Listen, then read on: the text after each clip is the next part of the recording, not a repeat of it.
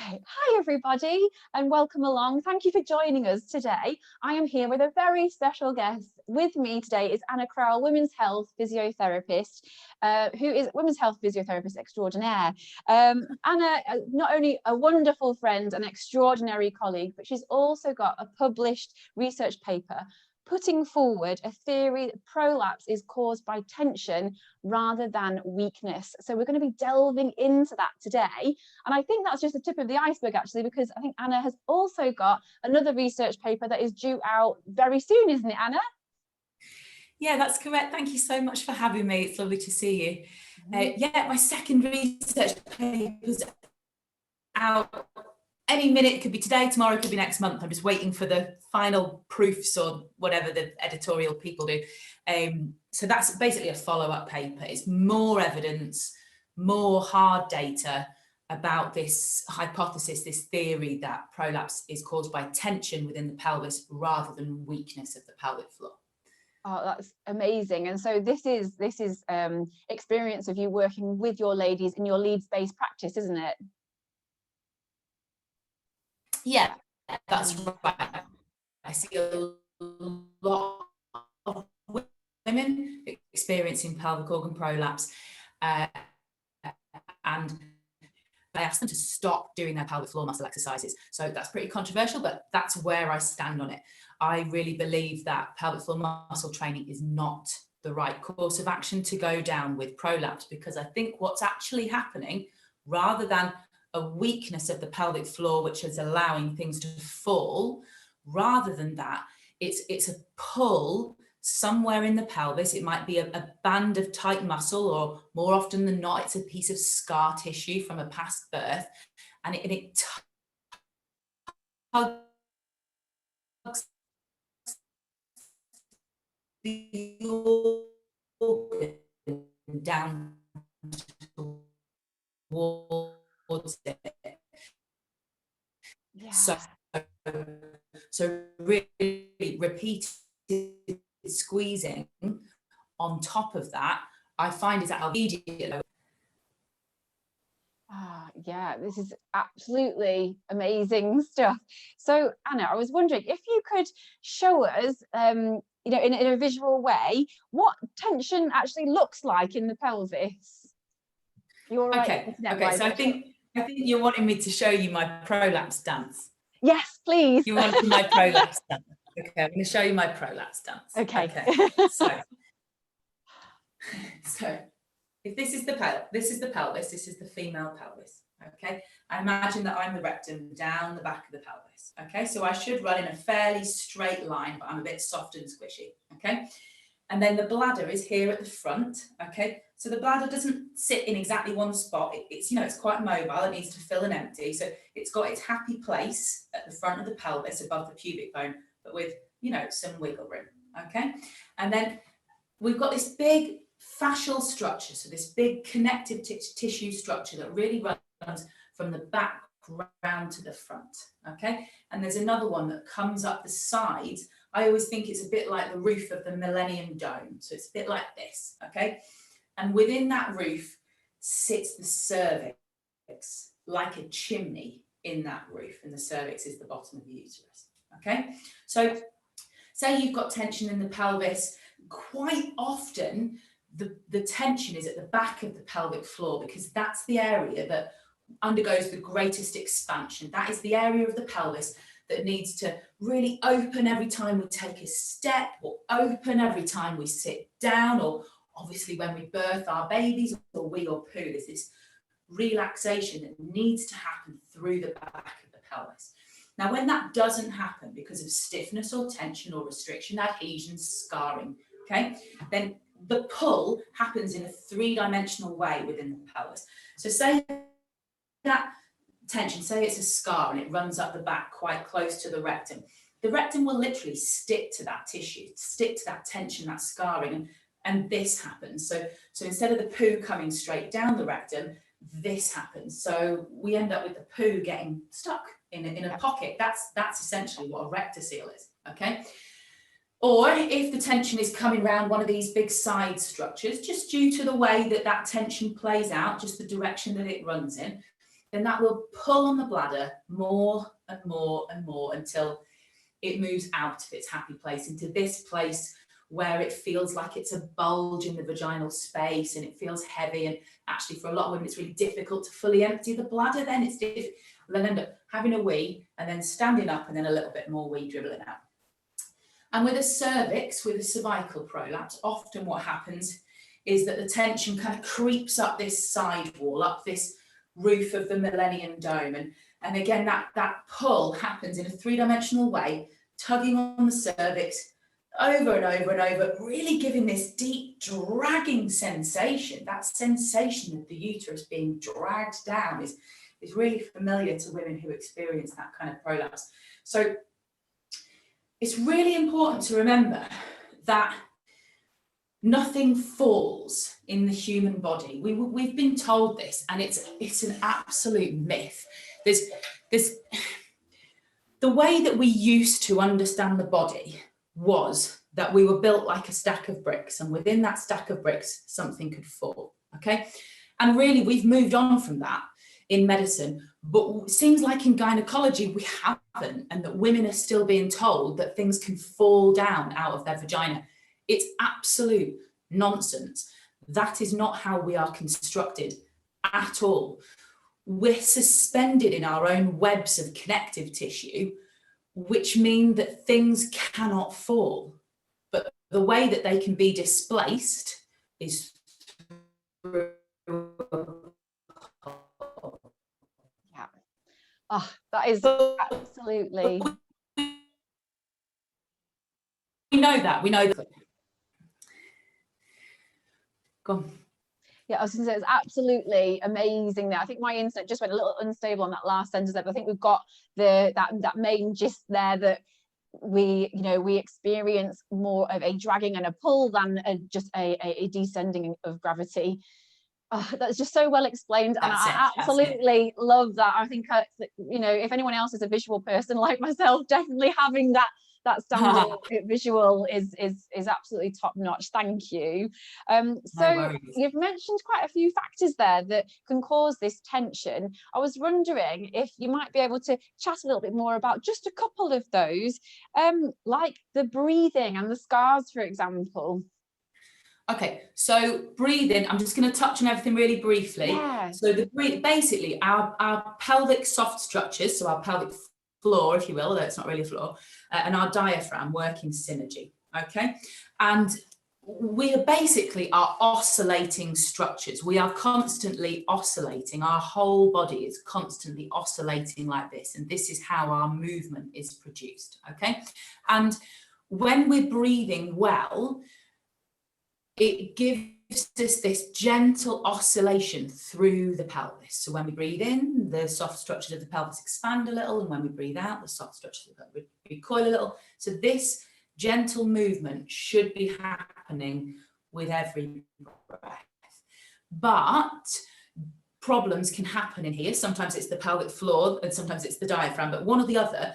If the breathing becomes restricted, say we're doing this sort of upper chest breathing while kind of sucking our tummy in really stiff, then we lose that oscillation, and so things can stiffen up in the pelvis. So where that's an issue, it's really important to learn how to breathe fully and deeply with this natural oscillation. Okay? Amazing. Yeah. I think you mentioned scars next. So scars is a big one. I just constantly think this is such a massive issue that we don't talk about enough. So 90% of women that have had any vaginal births at any point have some degree of scar tissue going on in their pelvic floor.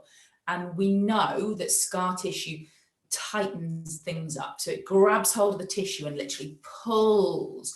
So it pulls three-dimensionally through the body. So if you've got a scar, the problem is not just in that scar. The problem is the way that then pulls. Can you see on my top that it pulls three-dimensionally? So, I think medicine is kind of starting to look at scars in the whole rest of the body. We're starting to go, oh, that scar on her shoulder or her neck or her belly or her back is causing restrictions. Oh, that knee scar, people should massage that. But it's just this, it's like there's this taboo, this mental block to going, okay, and those episiotomies and those big birth tears. And we just need to go, these matter. These scars exist and they matter, and they are changing the freedom of movement, the range of motion, the tissue elasticity and pliability within the pelvis. Essentially, scar tissue in the pelvic soft structures causes stiffness and tension and tightness. So remember that and work on them. So massage is great. Basically, self-massage or mobility exercises are just great. Yeah, so I think that's really key, actually, because even though a woman may have a particular diagnosis or know that something isn't right, there's actually something that she can do, and that we can be a little bit more empowered than having this taboo area of the pelvic floor that nobody is, is talking about enough. If you think it's coming from, and giveaway signs are, it feels stiff, it feels heavy, it feels tight, pain. If you've got pain, that's tissue stiffness. That's not weakness, that's tissue stiffness. So if you feel tight or stiff or restricted, you feel like this hip doesn't work in the same way as the other one, you have pain, and that pain can be, here or here or here or here. Quite often there's this pattern of pain that comes here when actually the cause is, say, some scar tissue on the other side of the pelvis. And really, the answer is, sorry to sound like a broken record, but stopping doing your pelvic floor muscle squeezing, because that ain't going to help if the issue is tightness. Massaging, and that can be external massage, say with a ball or with your hand over your clothes, and you can massage internally. It's if you've got a coil, you need to show a little bit of caution. If you've had any prolapse surgery, I wouldn't be doing that without supervision, but by and large, if that's, with a coil you can carry on, but just take some caution around the strings. Yeah. If you've had surgery, get some support, but otherwise just get in there on your scar. It's your perineum. You don't need to be ashamed of it or afraid of it. Give it some massage, mobilize that tissue. And another option as well is lovely mobility work, so stretches and exercise that focuses on movement. Yeah, definitely. The one thing I just wanted to add there as well is that when I see a new client and we're working through whether they most likely need some release work before we start that team building of strength work, one of the common questions, actually, just slightly going off point here, but it just is so important, that they can be worried at first that actually, releasing is actually going to cause, further descend, when actually what we're seeing and knowing from this chat that we're having is that actually we're not about just gravity pulling us down, but actually it's not falling. It's not falling. The pelvic floor is not holding everything up from below. That is not how the body works. It's not how the body works. If it is, babies couldn't crawl. We wouldn't be able to go into space without falling to pieces. We wouldn't be able to do a handstand and still function. The fact that we are suspended in our own web of connective tissue rather than built like a stack of bricks is proven. It's like absolutely proven. The concept that the pelvic floor is holding everything up from below is on a scientific par with saying that we live on a flat earth. Yeah, we don't. That just because that used to be how things were understood, it's not the truth. Okay, we are not held up by our pelvic floors. All right, they're not even really underneath, like when we're standing, actually the pelvic floor really is at the back. That's where the pelvic floor is. If we're there, that's not really how we want to be getting around. Okay, so really the way that things can go wrong is by a pull causing a displacement. So even though that displacement might feel lower, I'm not taking that away, it might feel like the bladder is lower. That's true, the bladder is lower than it wants to be, but that doesn't mean it's falling. It means it's being pulled, right? So it's up to us to find what's pulling here, and it might be tight, or it might feel heavy, or it might feel tender or stiff. And through mobility work or massage, or actually simple good old-fashioned mindfulness and being present in our body, and asking our body to work in a more conscious way, that really helps as well. Yeah, that's brilliant, because that can really, it sounds like that would be really good, like right here and right now in the time that we're in, when we're stressed and we're breathing up here, and how actually that can affect our pelvic floor function. So bringing that mindfulness in is like a win-win all the way around. That's amazing. I was wondering if I could just ask It you. actually makes a really big difference to make that mental shift. If we use our bodies in the way that we believe they work. So if you believe that your pelvic floor is holding everything up from below, but you also feel like you have a problem there, then there's kind of this deep response to go, okay, I'm going to hang on. I'm just going to hang on really, really tight all the time. And actually, you know, that's just going to make everything worse. So that's why I keep banging on about this fact that we are not held up from below, that we're actually suspended in our own connective tissue, you know, with a degree of independence from gravity, essentially. You know, we're not dependent on gravity for our shape and our form. We function within a gravity space, but we still function when we're swimming or doing a handstand, basically. Yes. Yeah. I lost my track. I can't remember what I was saying, but no, it's all good. This is golden nugget after golden nugget of information, definitely. I was wondering, what would be probably one takeaway message that you would love to empower women with?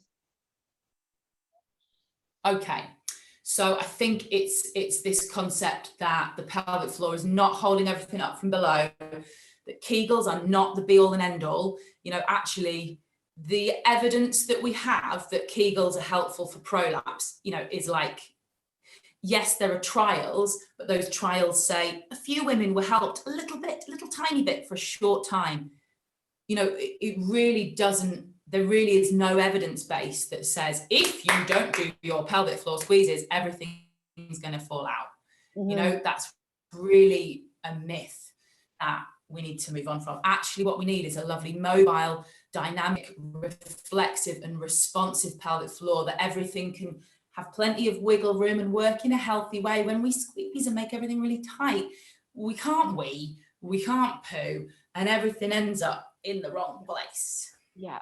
Oh, this is absolutely amazing, Anna. And I know that we could talk for hour after hour with all of the amazing wealth of information that you've got. So it's really exciting to be able to chat with you today. And I do feel so grateful that we've been able to take some time out of your extremely busy schedule to be able to chat today.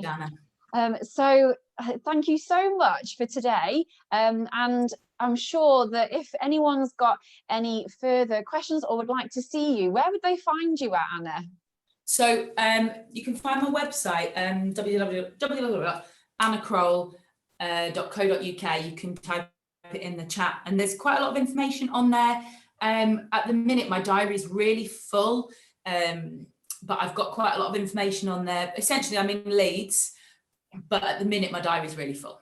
Yeah, brilliant. So we're probably working maybe like 2 months ahead, and I can imagine that with times as they are right now, that perhaps to think a few weeks ahead to be able to book would be absolutely brilliant. And also, I'm finally getting around to training some other physios in the way that I treat prolapse. So that's physios that are really experienced, that have got their own pelvic caseload, that are working fantastically with manual therapy, and I'm now sort of going, well, look, this is how I do it.